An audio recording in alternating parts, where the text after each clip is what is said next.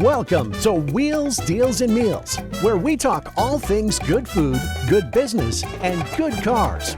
And now, here is your host, Arnold Garcia, founder and CEO of Petra Automotive Products. Let's roll. Well, we are in beautiful Baltimore, Maryland. Typically, you would have crab cakes here. I think we should do that tomorrow. Okay. All right. But today we're eating some good Italian food in Baltimore, and I wanted to interview an old buddy of mine who has the right haircut, Paul Healy with the Dealership for Life. Thank you for being on, buddy. Thank you for having me, buddy. It took us a while, but we got here. I know, right? It took us a while. Listen, it's hard to do an interview when I got those meatballs looking at me. It's like, we should take look good. We should take a little break. Have you always been from Baltimore? No. Where were you born? I was actually born in Milford, Connecticut. So I grew up in the car business. And When you say grew up in the car business, what do you mean? my grandfather had dealerships. Okay. And then he got out and he bought real estate, like a lot of car dealers do. And he got out of the car business and he said to me, he goes, whatever you do, I was on my way to college at Pittsburgh. So you're still not working in the car business? Nope. Okay. It's just So turned your 18. grandfather has a car business. You're turning 18. You're about to go to college. Going to Duquesne. He comes to you and says, Whatever you do when you go to college, stick with it and don't get in the car business. yeah, That didn't work out. right. Good job. But I met my now wife at Duquesne in college, and, we like to go out and stuff like that. And it blew through my summer savings, so I went to work for Saturn. And I had my brother. Brother, as in the OE. Oh, yeah. Okay. So, and that was back. So was that your first That was my introduction into the automotive business? Saturn? Saturn was my. There are going to first be people watching this that are going to go, what the hell are you guys talking about? Like the planet or... It was a pretty, it was a very interesting company because the product was good when they started and they kept it completely away from GM and did the right thing and then really trained everybody on they the were whole really process. penetrating the market there for a while. Yes, but they were training everybody on the process, not the sale, not the the vehicle was there, but it was really the process of building a customer that's going to stick around and making a unique vehicle. You know what I mean? But changing the whole process, they had one price. And when you looked at the one price concept, it was a very interesting idea, and people didn't like it at first, and then they started to really gravitate towards it, because it was, I don't have to worry about that. If my trade's the same, right? And it wasn't overpriced. It was fairly inexpensive vehicle.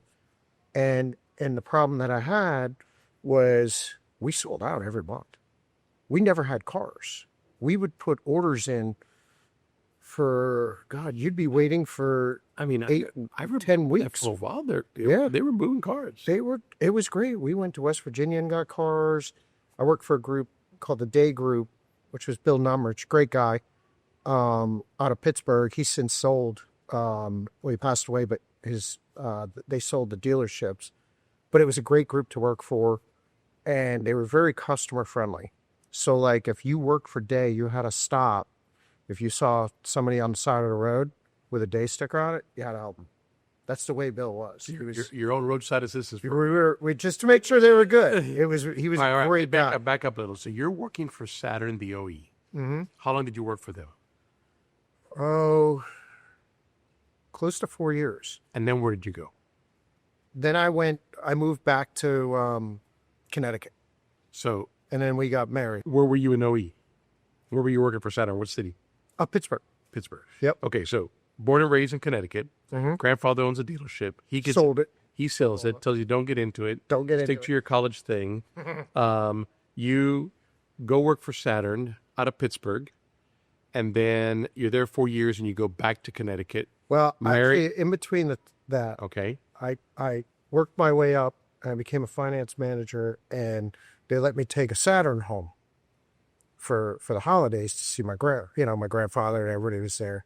So I did the whole Saturn walk around, polymer panels, the and my grandfather, he was old school. He came out of the fixed op side. Yeah. So he was pretty, And he walked out and he goes, "You're in the car business and you're selling plastic cars?" I'm like, and he just turned around and walked away. I'm like, Old timer. Yeah, I mean, it's old timers, man. but it was fun. I mean, I loved it. And I learned a lot because I got to go to the factory, which was really cool. Twice I went down to Spring Hill. But those concepts and those ideas is kind of what I always kind of followed, which was customer service and making the customer feel different when they walked in. Because most of the people that worked in the dealership with me, they were working around college schedules too. So the GM that I had, Mario, he laid it out because he knew if he hired these younger guys that we could work around their schedule a little bit. I mean, we still worked a ton of hours and everybody worked Saturdays, but we didn't mind, and it was always moving, it was fun. But he really worked around everybody's kind of schedule to make sure you were going to school, but also make sure that, the floor was covered. You were producing. Okay, so you go back to Connecticut. What do you do now? I actually got into my family real estate business. Okay. Worked there for a few years, and then ended up back in the car business doing F&I training because there was a lot more money on that side. So I was kind of doing both, and got into back into the F&I training side. Worked for an agency. Still based out of Connecticut? No, actually, I was helping them open up the Connecticut side. Okay. They were in Maryland, and they were good friends of mine through my brother-in-law. So he owned the company. So we went to work. I went to work for him, and we developed some in Connecticut. My wife wasn't a huge fan of Connecticut, so nothing against Connecticut. But I love Connecticut. But was she born and raised there? No, she was born and raised in Pennsylvania. Oh, okay. Little coal mine. That'll give you the answer right there, right? Yeah, a little coal mine. So she didn't want to. It was just too much. She missed her family too. So we moved back to Maryland, right when my new employee, right when Logan turned. He was born probably about 4 months after that. Right after 9/11, we got up. We moved back down. We moved to Maryland and found a place down there, and both her sisters lived there, so it was great. So out of college, go to Saturn, 4 years, back to Connecticut, family real estate business. Then you get back in the dealership world or the auto world by becoming a trainer for an agency. Mm-hmm. You guys moved back to Maryland at that point. Mm-hmm. What's the next after being a trainer? F&I training is fun, but I saw a lot of opportunity with a lot of different ideas that were out there, right? So, and I was fortunate enough to have Apple, Ford, Chip, Doge, those guys that were very, centered on they had a newer dealership in the area in Columbia. And then I got to meet Ken Shreve, who was one of my clients on the F&I side also, who was, kind of had a program similar to Dealership for Life, but not everything that we kind of encompass. So what we looked at when I sat with those guys, they're both kind of like they're mentors to me, because I was floating around ideas of, there's this program, there's that program, there's all these different programs.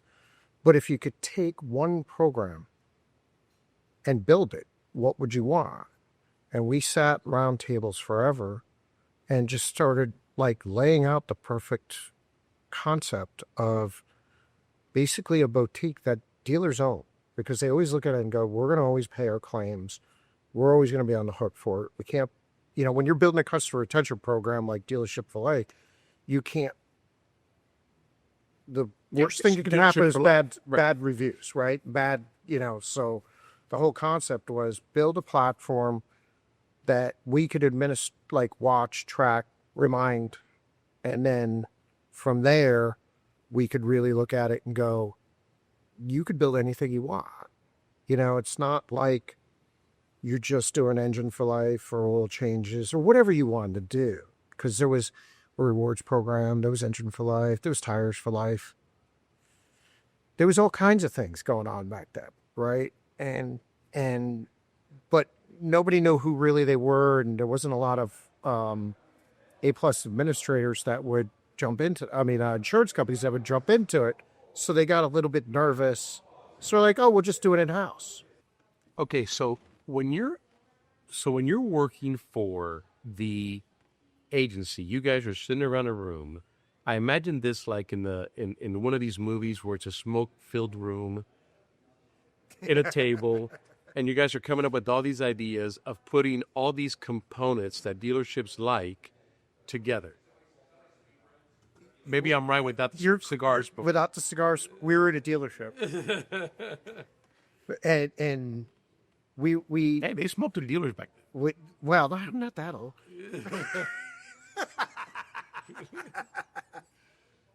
I guess we did. No, but we did. What we did was we just kept talking about it. You know what I mean? Like, we got to the point where we're going to do it. Like, they want to do it themselves, right? So they're going to do it internally. And, I've run into many, many dealers that have done it internally, right? And the problem is, internally it usually turns into another problem. Mm-hmm. I'll give you a perfect example. The one thing that we talked about when we were designing it was you can get anybody's brochures, right? So we could do engine for life. We could do powertrain we could do any of those things.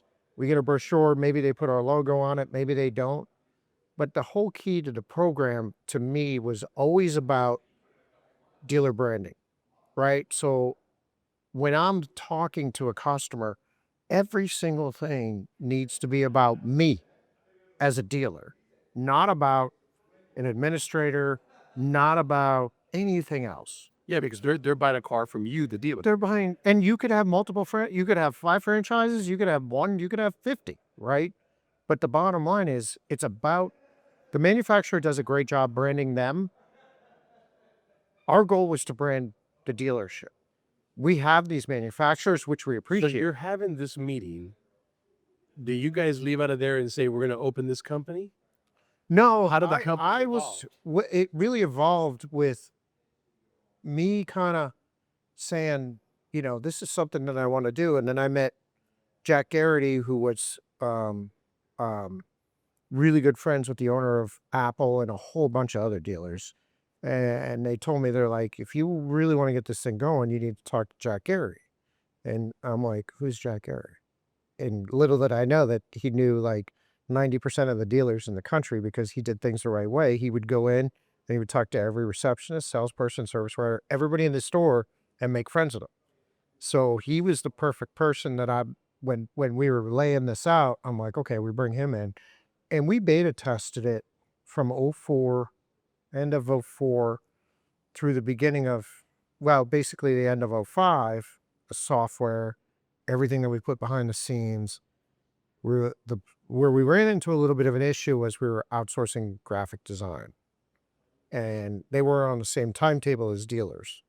It's like, yeah, we got to get it done. No. Let's go. We're excited. Let's go. So, okay, but so walk me back a little bit. When did you open Dealership for Life?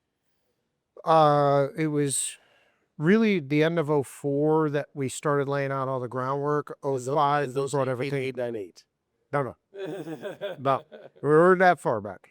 But no, it was 04, we really got things beta testing. And then 05, we really laid out the whole concept and started designing it. And to be honest with you, even to this day, we have tech calls this afternoon about changes. So it's always been evolving. Well, it should always be evolving, right? Right. And when you look at software, it's always got to be evolving. But it's not just about the software, it's about the training, and it's about the support team behind it. So you guys opened Dealership for Life, and you went full-time around 05? Yeah, it was full-time mid to late 05. And then we launched the Apple stores, and we launched the Hamilton stores up in Hagerstown. Those were your first 2 customers? Yep. Apple was on for almost a year, and then Ken Shreve and the whole Hamilton family, they came on in... How many dealerships do you have now? If you don't mind me asking. You don't have to say it if you don't want. I don't know. Okay, well, it's probably like, I don't know, it's over 1,800 from last I heard, but That was like a year ago. I don't know. No, that was at the Christmas party. So yeah, it was about 1,800. Okay. Yeah. Well, They're all around the country. So 1,800 is not shabby. no. And we work with some great agents and administrators like you guys and we So tell people, what is Dealership for Life? What does that company do for a dealer? when you're designing a program and you're talking about like people commit to like they want to do lifetime powertrain or they want to do lifetime engine. They want to do those type things, and then they talk about like some of our dealers do lifetime oil changes who have the highest retention rates and by far the highest customer pay ROs in the country. It's pretty amazing. They give away free oil changes, but they're the most profitable dealers because Dealership, the customer always comes back. they always come back and they feel obligated to buy from you at that point Right. because you're giving them free things. Right. Right. You buy them dinner 3 times, they're going to want it. What's the elevator pitch? So the elevator pitch is basically when we design a program, we always look at what are you doing now? So, many times, I'd probably say 70% of the time, I go in a meeting and I like to have a fixed and a variable guy there, plus the owner or GM, right? And then we start talking about the fact that, what are you doing now? Literally 8 times out of 10, variable doesn't know what fixed necessarily is giving away, and fixed doesn't know what variable is doing. So it's about the building that communication level that the customer is actually understanding of why buy here, right? So when we design a program, I always say, let's talk to variable. What do you do now? Oh, I give the first 2 oil changes. What do you guys do? Well, we give a $500 referral coupon if you buy another one, stuff like that. So you put that all together and you have the basis of a program. So it's really tailor-made. It's 100% boutique. So it's every dealer is dealer, different, depending on what they're doing. whatever they want to do. So it's a customer retention program, right? It's a customer retention marketing program. So it's the That why gives buy them here, rewards. why service here. And then the rewards are the piece that we know works because everybody has them now. So Dealership for Life comes into a dealership, custom makes a program for the dealership, puts all the programs they're currently doing together in one package so that you give the customer the reason to buy from you. In writing, in print. In print. Yeah. Well, graphic design, whatever they want. We got 6 different brochure styles that they could pick. Some like the bigger, some like a little, the smaller. But then you take that customer, right? So the key to the program is you lay out your brochure. This is my why buy here. I'll handle the why service here. So the why service here is something that we need to remind the customer, right? They're going to get these benefits. What good are they if we don't remind them, right? 6 months from now, we give them the first oil change. Toyota is a perfect example. Toyota Care has a very low retention rate on the first service because it's just a tire rotation. People blow that off. Well, in our Toyota stores, we remind the customer of why to do a tire rotation because the whole idea behind the program is we set a playbook. You take delivery, you buy a new Toyota today, right? Your playbook starts on that VIN today. And we're going to remind you of everything because what's going to happen is if you don't do your regular scheduled maintenance and 3 years from now, you don't do any, you do a couple of little changes, the engine blows up. What happens? You're going to come back, poo-poo the program. So we set up a playbook based on the OEM or what the basically what the manufacturer requires or what the dealer wants. And we set up a reminder that will text, email, ping them in their app because we do design a complete app. Everything is private label for the dealer. They get an app, customer website, brochures, everything, and the playbook. And when that comes out, it reminds the customer of all the things that they need that they got. Why? I could leave there today, I have a brochure. I put it in a glove box, I might forget. You give me the first oil change. Or Toyota gives you the first 2 years, right? I might forget. I might go to Valvoline because it's more convenient. Our job is to not only take that customer and design the whole program, but ensure that that program works. So when you look at doing like a a lifetime program with an administrator. They give you a brochure. They have no idea who's still on the program, who's not. I can tell you every single person, when they come in, I track their oil changes, I track their opcode declines, I track everything through the DMS because they got to come back to one of our stores to be able to qualify. And they have to come back and do the regular scheduled maintenance, which is not the manufacturers, it's the dealers. So the dealer even gets to customize that. Manufacturers are, the top line program, but right in the middle of there is the sweet spot that we need to take care of the internally lubricated parts of the engine and get them back for those oil changes so they're meeting, the retention rates that the manufacturer is looking for. Yeah, and if the car has something, they find it out at that time. They can get the car fixed, and when time comes to buy another car, they're there. Tires, brakes, Yeah. and what the best part is when they have an opcode decline of brakes, tires, and whatever the engine needed, whatever it is, we grab that opcode decline and we remind the customer that, hey, we can't guarantee your engine anymore, or hey, you needed to get tires. I proactively warned you, but I also sent you a special. By the way, as part of our rewards program, you have 20,000 points to use towards tires. And you could literally, I have dealers, one of my oldest dealers from 07 who's here in Maryland, they've had buy 3 tires, get 1 free since we started the program. Got tires, they sell an absolute ton of tires, and they sell an absolute ton of cars too in the middle of nowhere, but they're really, really, they've grown from 4 stores to 18 now, and great people. They do a lot for the community, but we work with them on the advertising side and promote everything. But we also, at the same time, nobody has to worry about the reminders that are going out. We're staying on top. It's automatic. It's a playbook. So your custom program, dealership for life, custom program. It's a custom program that puts all of what they're giving the customer together in a printed marketing piece. Right. And then the follow-up to ensure that the customer comes back and does it. So you get a customer retention program, the customer gets a tangible program, and now you got a customer for life too. It's dealership for life. You got a customer for life, right? Our first program was customer for life at Apple Ford. He's still customer for life. Yeah, customer for life. That's exactly right. All right. What's when they make the Paul Healy Museum, what's the car that needs to go in there? What is the dream car that Paul wants? You may have it already. I don't know.